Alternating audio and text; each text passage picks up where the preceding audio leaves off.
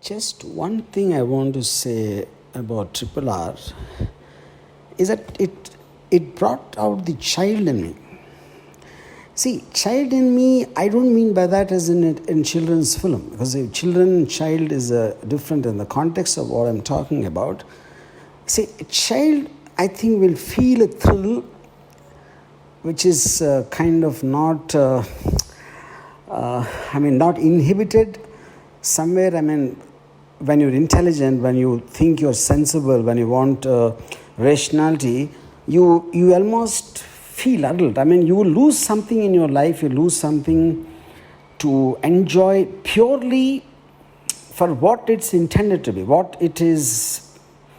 So, I'm actually, honestly, Rajamouli, I'm running out of my words. This is the first time probably this is doing to me, something like this happened. I can talk about anything and I can talk with so much of clarity and all that. First time actually I'm running out of words.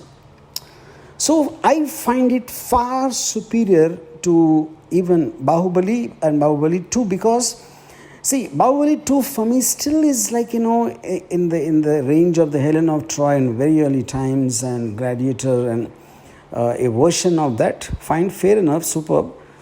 But Triple R, I think, is something which is, there is no benchmark.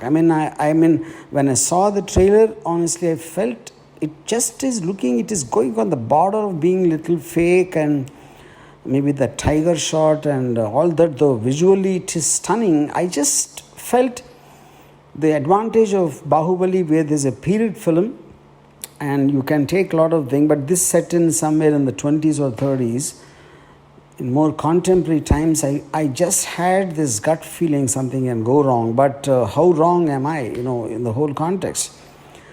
I really didn't matter to me whether this is set in in certain freedom struggle of whatever those characters are.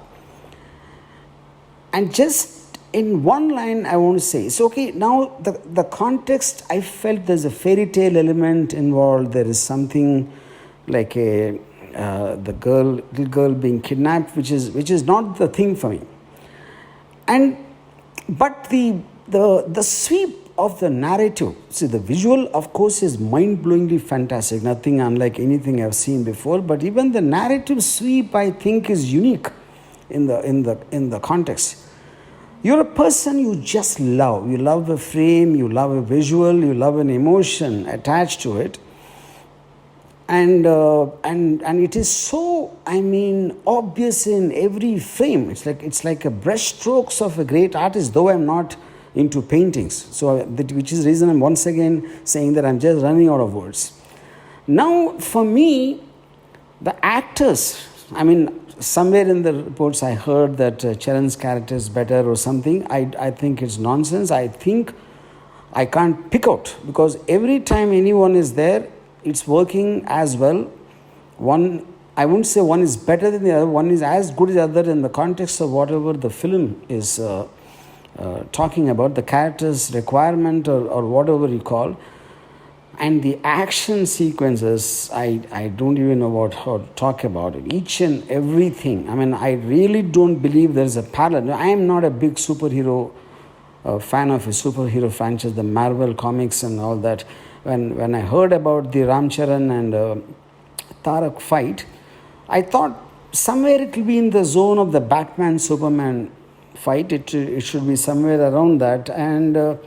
But I felt it got such a right balance between being real and unreal. There is a human being and there is a Superman kind of a strength or a ability, you call.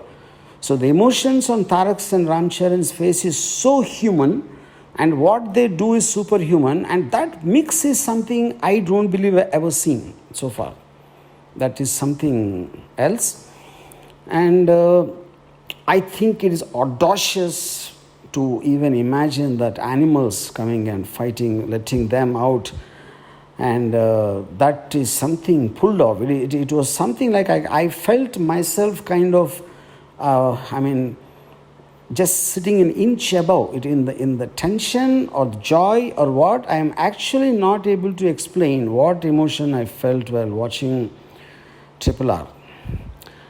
And and so I mean I can go on and on and on and on. I don't know where to stop, but it is an experience of a lifetime. I would call it, and I would find it far superior to any of the Marvel films because it is creating its own exoticness, it's creating its own ambience, creating its own atmosphere, which is something I actually felt like I don't remember in the last 30, 40 years me enjoying like a child. It just I became a child when I was watching. And like a very beginning of this voice note, I already said, child and children are different. They're two different points. And lastly, just want to tell you this, Rajamouli, you are a wealth not of Telugu industry, not of Indian industry. You are a wealth of the audience, You're born for the audience, and me and many millions and millions of people. I think we are so glad that someone like you have come upon this earth to have a dream, to dare to dream, to have the passion and the patience to make it realize, and coming on the silver screen and subjecting us to this, again I'm out of my words. This is a treat of a lifetime. I just love you for this.